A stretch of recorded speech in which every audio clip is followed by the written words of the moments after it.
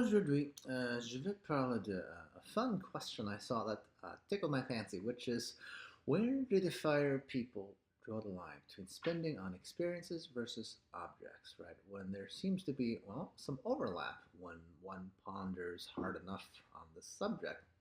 Hmm.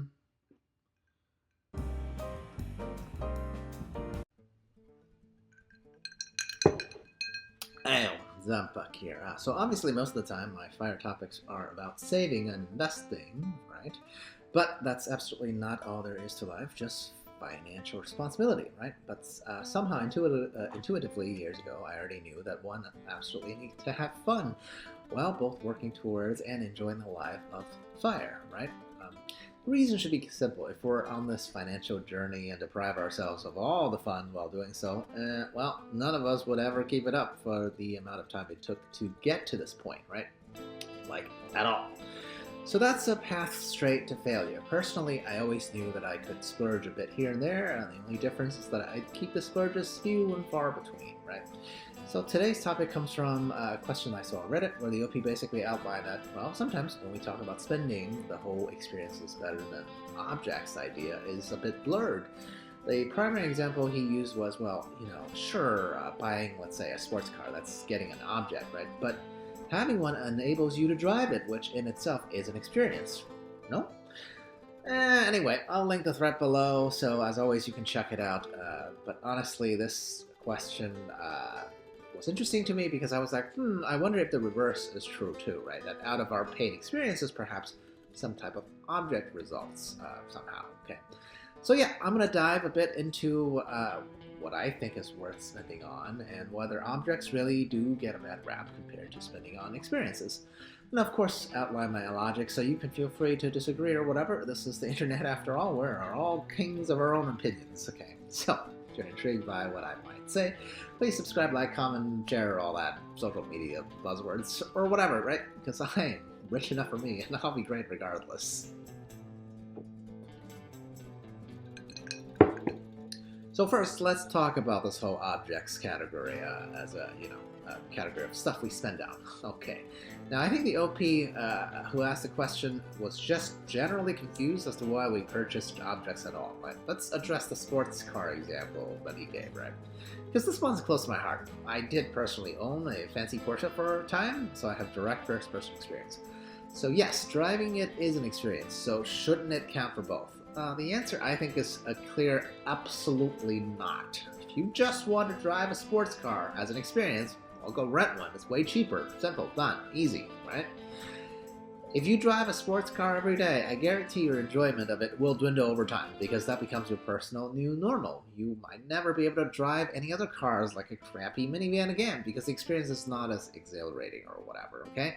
So hello, you have just experienced lifestyle inflation 101, okay?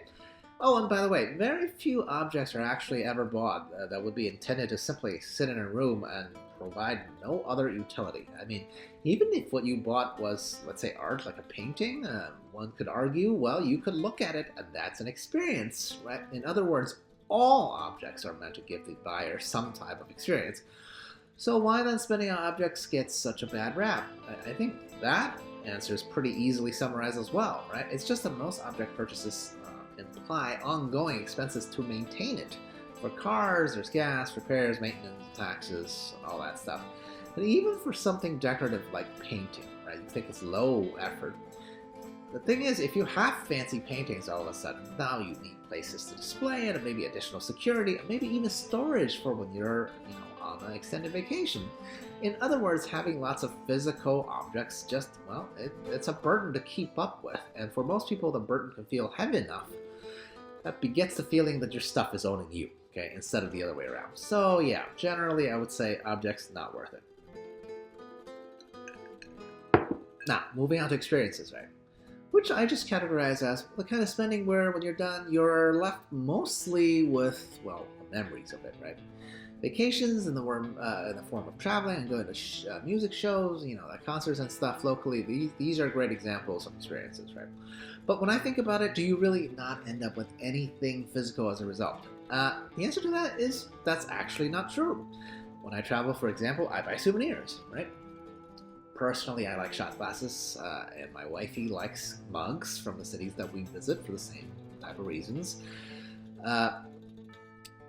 Really, and no matter where we go, what we do that's fun, that we think is fun, we do take pictures and sometimes videos of our adventure. These are technically objects, they're just digital rather than physical, right? So how come people don't like poo on this type of stuff collection that's closely related to our experience purchases? Well, for one, most of these types of residual objects tend to take up way less volume, right? If only because when you're traveling, it's just not feasible to lug a lot of big stuff back home, right? I know there are exceptions to this rule. Like, let's say if you end up buying like antique furniture from overseas and shipping it back home during your travels, then actually I'd say you're missing the point of giving it, and then you're actually giving into object buying again, right? The main point is the little things, physical objects or digital objects that we buy for the sake of reminding us of our good memories during our experience, and any object will do the trick, right? So there is overlap between these two groups. The difference is you can collect thousands of photos and not have to be nearly as much of a burden felt on you, at least, right? Because the recurring cost of ownership of these keepsakes are no more than, let's say, a hard drive organization, right? So not at the same scale in terms of stuff collection.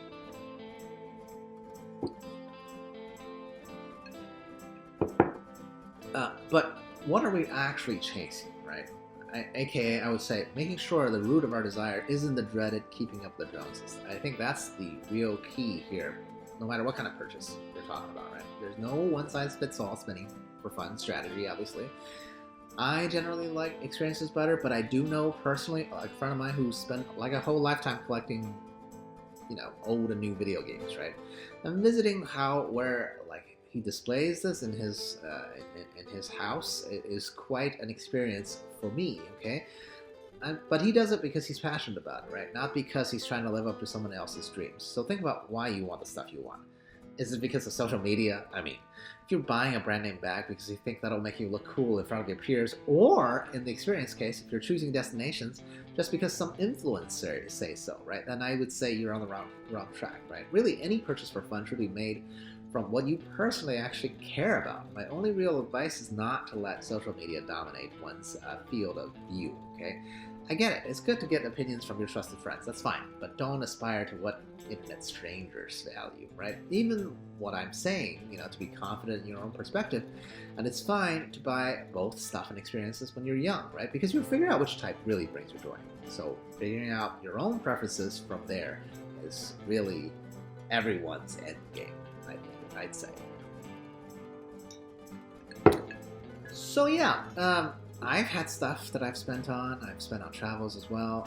There's absolutely overlap, and I value the experiences, both experience and objects alike. But often I value the memories and the feelings about those expenses more. I do try to let actual physical objects go if I can. I mean, especially if we're on the fire path, right? Even if I didn't get all the souvenirs I want, let's say on our last trip to France, for example, no big deal, because we can just go back if we really wanted to. That's the kind of flexibility having financial independence really brings to the table. So there's less feelings of FOMO, right? Because I'm not missing out. But at the same time, I also am much less inclined to follow, whatever the fad or the herd is on the internet, right? So what do you know? I do love winning at life, after all. So what about you guys? Tell me your experiences below. Cheers. À la prochaine.